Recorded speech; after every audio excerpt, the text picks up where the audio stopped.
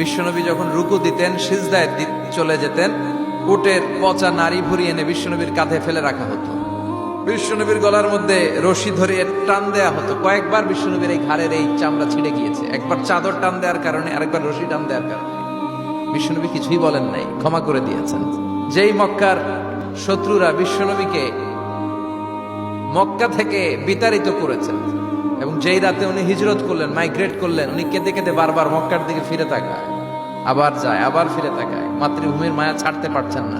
আর বলছিলেন, মক্কা তো আহাব্বুল বিলাদ ইলাইয়া, মক্কা আমার কাছে সবচেয়ে প্রিয় শহর। লাউলা উখরিজতু লামা খরাজতু মিনহা, আমার যদি বের করে না দেয়া হতো এই শহর থেকে, আমি কোনোদিন এই শহর থেকে বেরোতাম না। এত ভালোবাসতেন বিশ্বনবী মক্কাতুল মুকাররমাকে। ধৈর্যশীল ছিলেন। এত অত্যাচার অনাচারের পরে যখন মক্কা বিজয়ের ক্ষণ আসলো, এই মক্কাকে বিশ্বনবীর করতলগত করে দিল কে? ফাতে মক্কা হলো। বিশ্বনবী চাইলে পিষে পিষে প্রতিটা কাফের মুশরিককে শেষ করে দিতে পারতেন, ঠিক কিনা?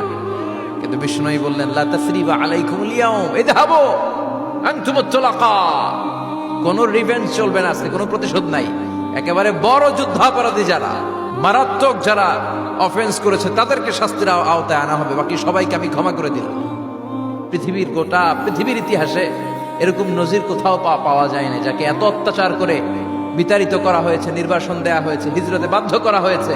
তিনি যখন ওই শহরকে আবার বিজয় করলেন, কাউকে আঘাত করলেন না, আগুন জ্বালিয়ে শহরটাকে জ্বালিয়ে দিলেন না, তাদের বংশকে নির্বংশ করলেন না, বরং মুচকে হেসে উনি বললেন, যাও, ক্ষমা করে দিলাম।